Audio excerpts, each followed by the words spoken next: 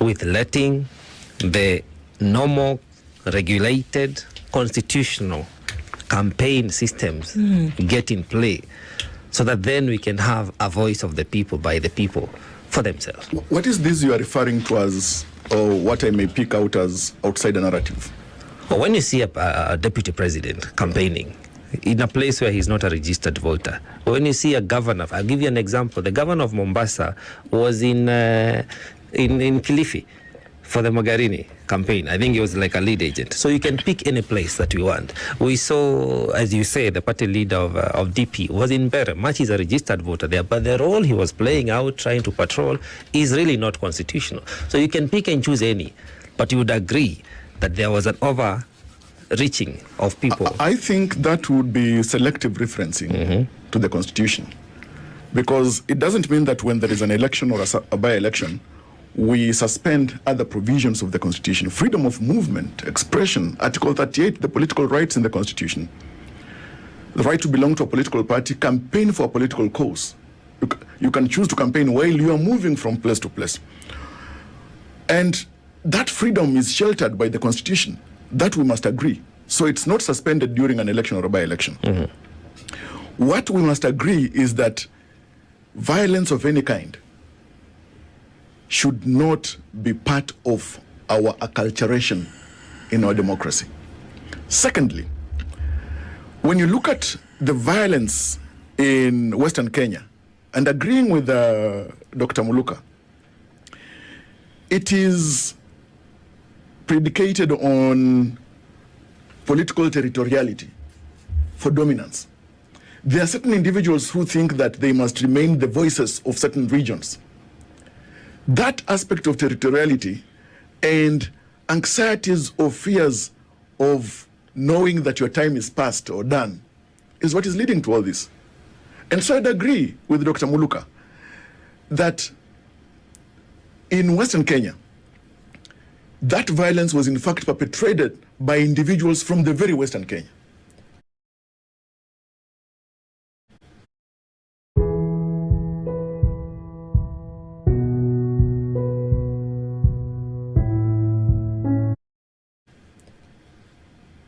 Mostly organized by them because of the politics of dominance. We must call them out. Beyond calling them out, investigations must be conducted, action must be taken, they must be brought to book. And that's why I call out institutions. For the parties that have violated the political party code of conduct, there's also the elections code of conduct. I mean, these codes of conduct, these regulations, these laws must mean something. Okay. Not just to political parties, but to ourselves as voters. And the body which essentially would then be able to do this, or should do this, calling out to an extensive degree, is the IEBC, having seen that there could have been electoral misconduct that took place, because their job is to oversee the process of, and these things happened during the process of. For 2027. And if we are going to repeat what we have seen during these past 2 months, on a wider national scale, we are sitting on the cusp of a disaster, an electoral disaster. Make no mistake, Kenya, you are sitting on the cusp of a disaster. 2027 is going to make 2007 look like a children's picnic. It seems like you're casting doom in a very clear manner, Dr. Muluka, because if you're saying that the violence that we saw yesterday, the injury, the destruction that we saw yesterday, the alleged bribery of voters, the alleged rigging, all of that is going to be on a pro-max level come 2027. If you look at Chwele, for example, where there was violence, that is just a word. And if you look at us as Luhya people, Abaluhya, how come? I know that this gentleman here is my nephew. Our family ties and networks are very clearly defined. When you go to a ward, the people in a ward in Western Kenya are basically a family. They're just a couple of villages, and they are villages of people who are interrelated through family ties. Now think of them shedding each other's blood. It's an abomination in my community to shed the blood of a kinsman. You're supposed to undergo cleansing. Now we are seeing bloodshed within wards, little spaces, Families. that are basically families. Multiply that by 1,480 wards and tell me what is going to happen. That would be We tragic. are talking about, hold your peace. We are talking about 6 constituencies that we have mismanaged. What is going to happen when we talk about 290? We are Constituencies. talking of one county, Baringo. What's going to happen To the 47. when we talk about 47? And within those 47, we are trying to elect a governor, we are trying to elect a senator, we are trying to elect a woman county rep. This thing is not a joke. We Ja- are sitting on a time bomb. Javas. As Daktari says, there was heavy infiltration of outsiders into these locales where elections were happening. And when you look at it, most would argue they did not even get to hear the voice of the candidates because there was either a party leader, a CS, or another prominent person from elsewhere campaigning and trying to advance the candidature of that particular candidate. What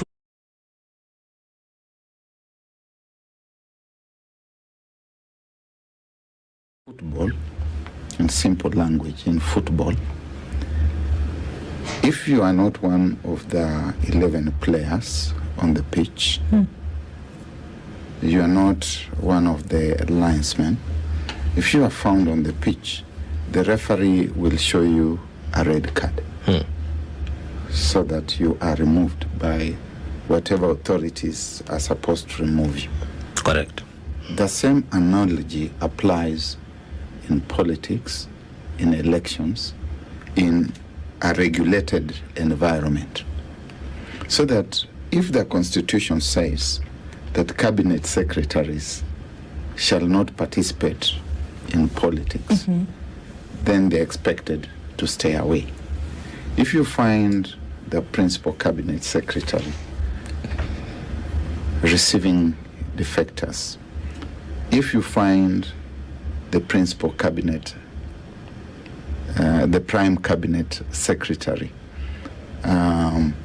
presiding over the treatment of voters, as happened in Malava, if you are Erastus Ethekon, the chair of IBC, you're supposed to call him out.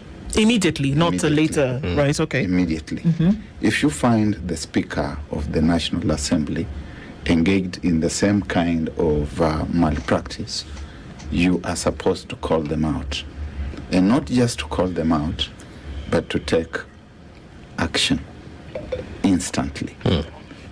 If you find that there are candidates who have engaged in malpractice, arson, beating up of people, breaking into people's homes, you are supposed to disqualify them instantly. The avenues do exist. Right. And I think that we must ask ourselves where we are. And these are very serious things. My nephew Javas, let me tell you this. I've lived in this country for a long time. We cannot treat these things with levity. I know where this country is coming from. I was there in the Kanu years. I was with Java's father in first year at the University of Nairobi in 1979 when we experienced our first street action. And it was basically a factor of the KANU government at that time, having barred Jaramogi Oginga Odinga, George Anyona, and the rest of the KPU, ex-KPU people from participating in that election. We have traveled a long way since those tragic years to attempt to democratize the political environment in this country as an avenue of achieving the consent of the governed that this is the leader whom we want. If we look at the ended by elections faithfully,